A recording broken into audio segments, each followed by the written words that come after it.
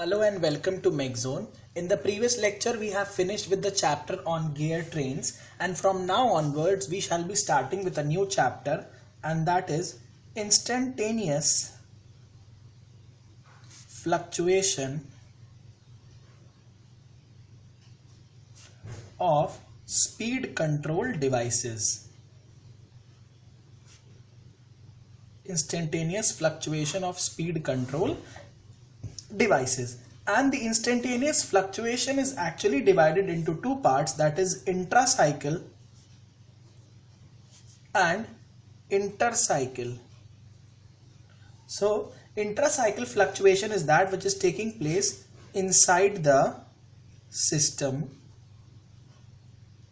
and intercycle fluctuation is that which is taking place outside the system.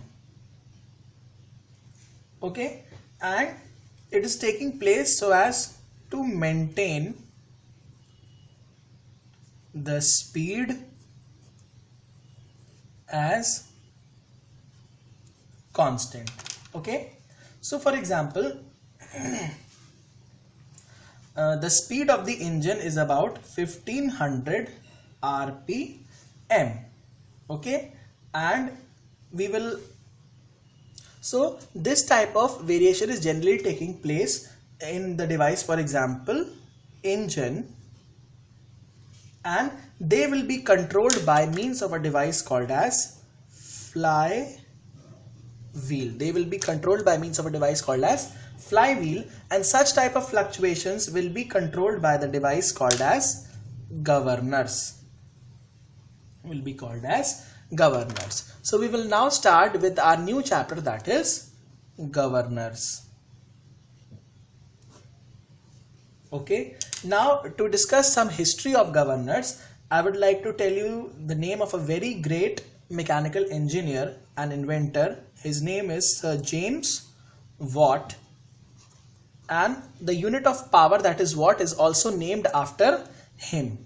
Okay, so Sir James Watt designed the governor to control the fluctuations of load in the engines due to the load of passengers. Passengers के load की वजह से जो भी fluctuation होता था load का, कुछ पैसेंजर्स उतर जाते थे, कुछ पैसेंजर्स वापस मतलब ट्रेन में चढ़ जाते थे, उसकी वजह से जो लोड का वेरिएशन हुआ, सो उस वेरिएशन और फ्लक्चुएशन को कंट्रोल करने के लिए sir James Watt designed a governor, and especially for he was able to control the fluctuations of load in the engines because of the loading of passengers. However, his model was failed, which was further updated by a new scientist. His name was Porter.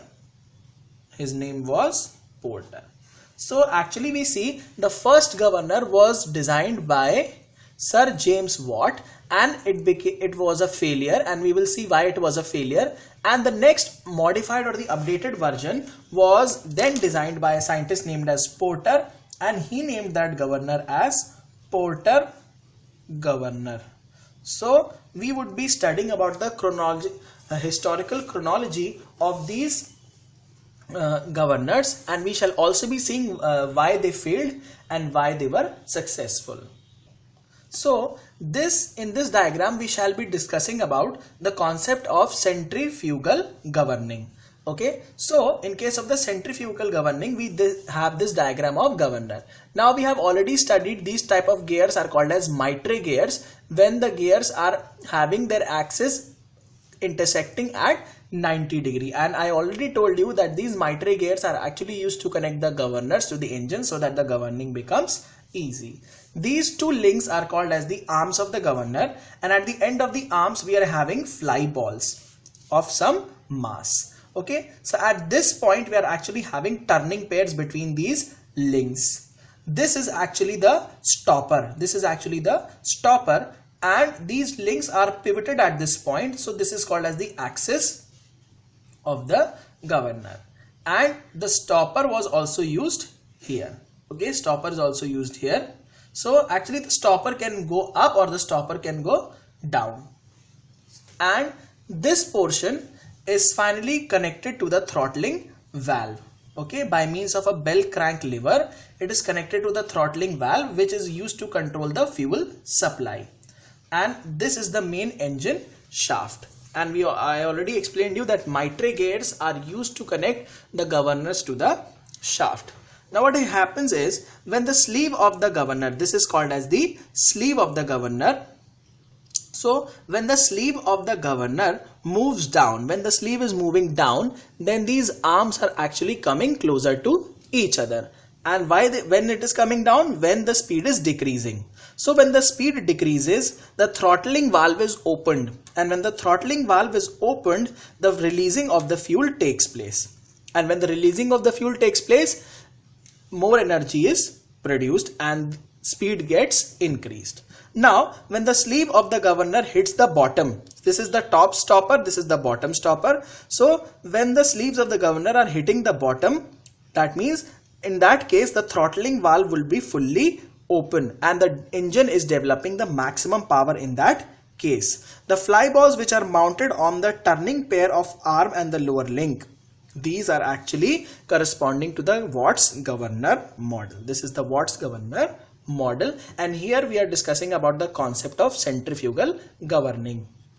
So this model was actually classified into two types. One was open arm type and the other was crossed arm type. So we have open arm type and crossed arm type.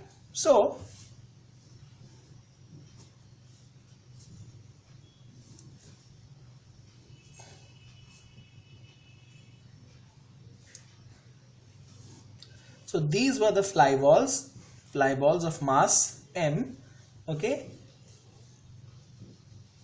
and the point where they were intersecting, this point is called as O. This is called as the height of the, this is called as the radius, and this is called as the height of the governor, okay, and this was the sleeve. So this is called as the open arm type governor. And in the crossed arm type,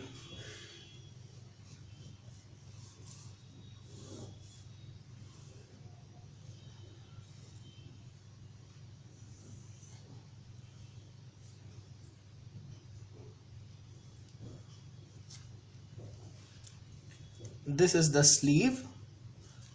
Here are the fly balls of mass m, and actually they are crossing at this point O, such that this is called as the radius of the governor and this is called as the height of governor, and this is the sleeve. So actually it is mainly of two types, that is the open arm type and the crossed arm type. Okay, the point O is the point of intersection of these arms. Okay, so there is one note point, and the note point is governors are clubbed to the systems of constant speed generally. Okay, so and next is, what was R? R was actually called as the radius of governor, and H was called as the height of governor. H is called as the height of governor. Okay, and these both parameters are actually used to represent the position of the governor, or precisely speaking they are used to represent the position of sleeve. Okay, they are used to represent the position of sleeve. So first we are going to discuss about the pendulum type of governor or the Watt's governor. So this is the diagram of the pendulum type or the Watt's governor, such that these are the two arms. They are attached to the sleeve. The point, this point is called, or this distance is called as the radius of the governor, and the distance between this point and the pivoted point is called as the height of the governor. So when the governor is actually rotating at a very high speed, these balls will be far away from each other, and when the speed decreases, these balls or these links would come closer to each other, such that when it is rotating, one of the component like mr omega square is acting in the outside direction, and the mass mg, that is the weight of this ball, is acting in the downward direction, such that the governor is rotating with an angular velocity omega. Here the assumption that was taken is sleeve was taken as massless and m was the mass of the fly balls. Now if we discuss about the rotational equilibrium, all the parameters are becoming constant and moment is zero.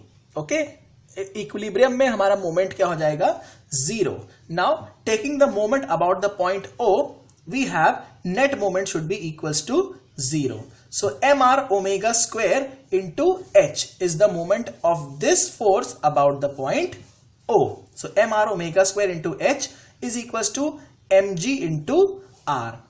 This would be giving a clockwise and this would be giving an anti-clockwise moment, and hence it would be equal to mg into r. So from here mr gets cancelled out and omega square is equals to g upon h, and we know that omega is equals to 2 pi n upon 60. So instead of omega we are going to write 2 pi n upon 60. So this is actually 60 upon 2 pi whole square into g is coming out to be 895. So we will write n square is equals to 895 divided by h.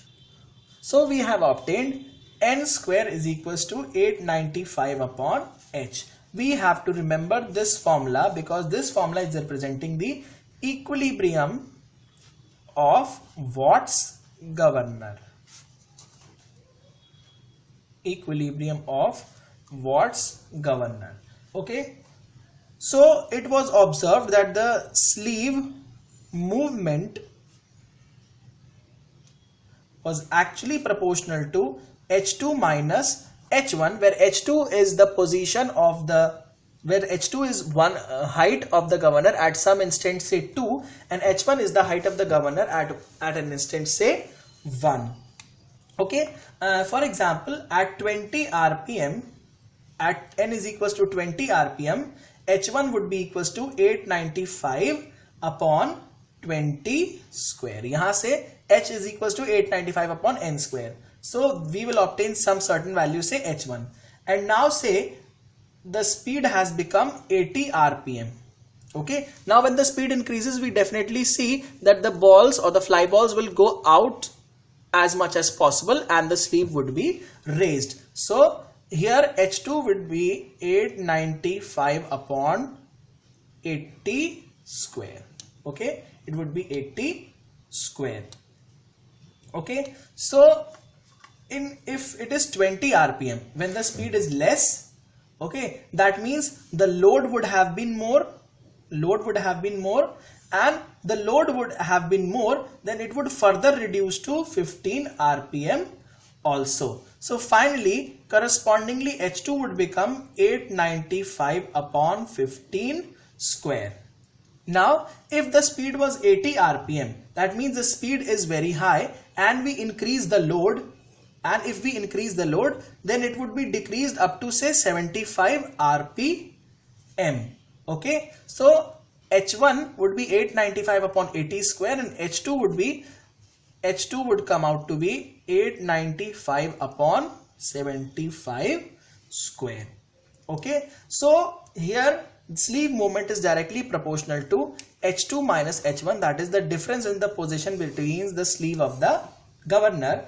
So sleeve movement was directly proportional to h2 minus h1 and it was very less. Okay, and here we obtained that the sleeve movement h2 minus h1 is very less as compared to this case. Thus we see that the Watt's governor becomes insensitive beyond 60 rpm. So beyond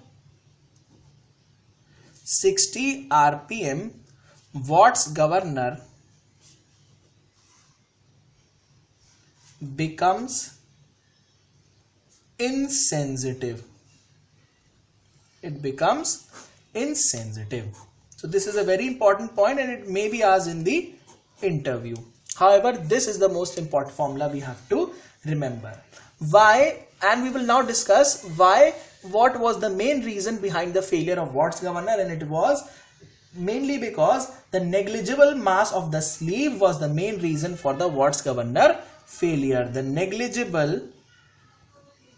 negligible mass of sleeve was the main culprit for the reason of failure of this Watt's governor.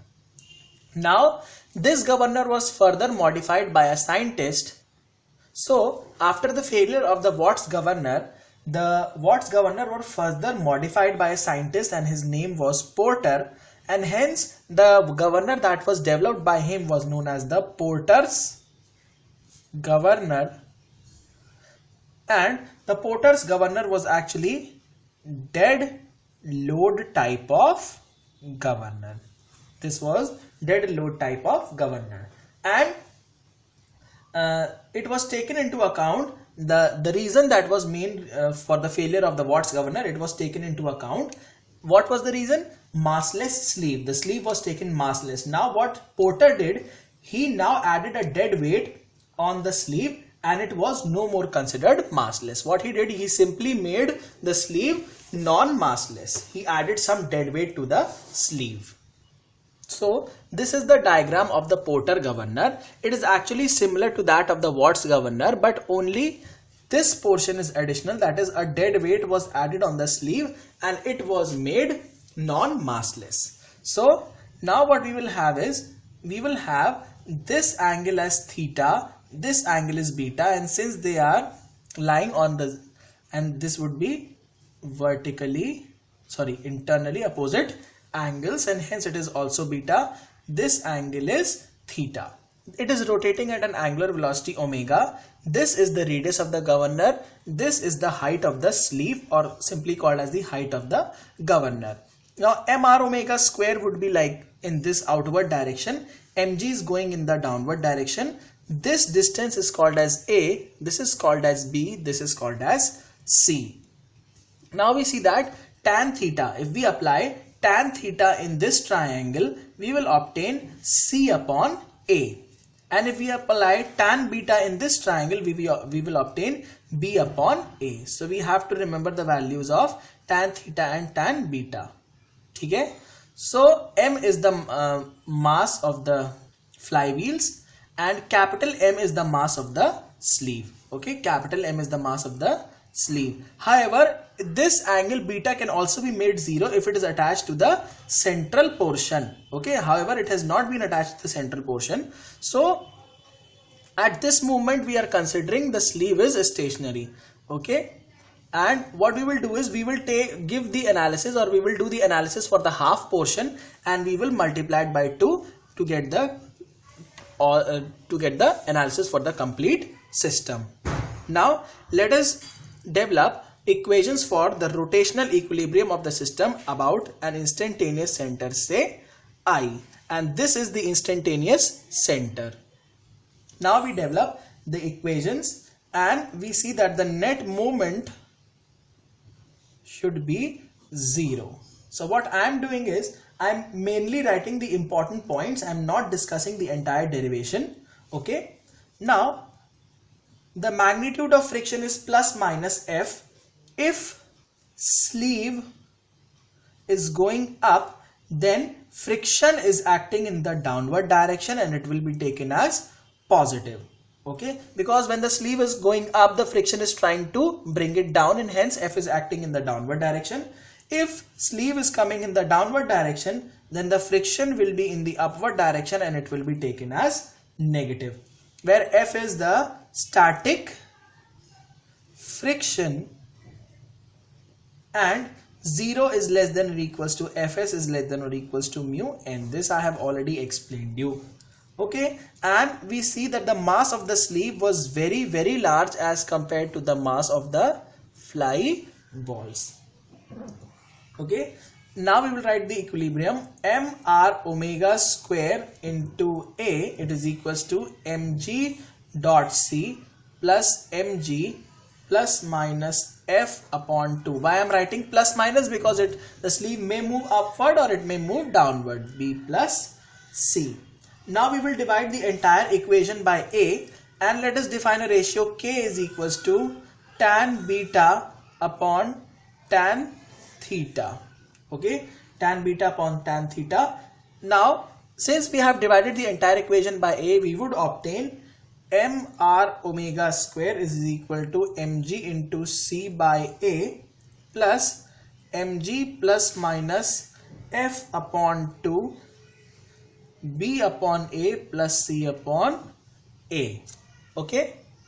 So instead of omega square, if we keep n square and again solve the equation, we would get n square is equals to 895 upon h 2 mg plus minus f. Sorry, in the analysis that I have written small mg, it is actually capital Mg, that is the mass of the sleeve, and small m is the mass of the fly ball. This is capital M. Sorry, please make a correction here. So Mg plus minus f 1 plus k, where k was defined as tan beta upon tan theta, and we have already told you what is tan beta and what is tan theta, upon 2 mg. So this was the equation of equilibrium. This is the equation for equilibrium of a Porter governor. Okay, where F is the static friction between the sleeve and spindle. Static friction between the sleeve and the spindle. And we see that this portion has already been achieved in the Watt's governor analysis. This portion we have already achieved in the Watt's governor analysis. Okay, now here we see that the mass of the sleeve is generally taken 10 to 15 times as that compared to the mass of the fly ball. Okay, so that is why I have written m is very much greater than small m. So with this we come to the end of this lecture. In the next lecture we shall be continuing with the another improved version of the Porter governor, and it was called as the Powell governor or Victor Powell governor. So thank you so much. Do like, comment and subscribe to our channel, and also tell us about your problems, and also discuss about this channel with your friends and colleagues so that they may also get benefited, because everything is available absolutely for free on this channel. So thank you so much.